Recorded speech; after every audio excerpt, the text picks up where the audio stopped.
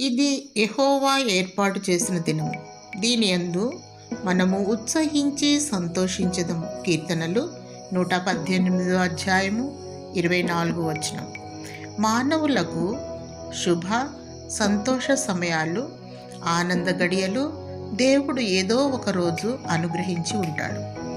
దేవుని ద్వారా ఏ రోజైతే అనుగ్రహించబడునో అది దేవుడు ఏర్పాటు చేసిన దినము. అందును బట్టి సంతోషించి ఆనందించాలి.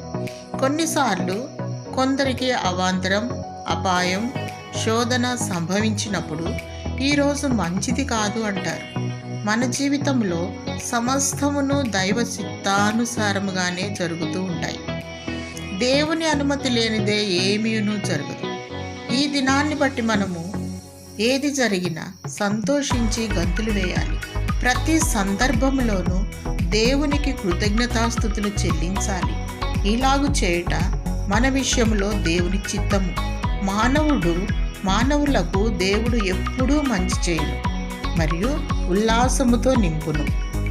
ప్రతిరోజు దేవుడు అనుగ్రహించు సందర్భాన్ని బట్టి ప్రభువును ఆరాధించాలి.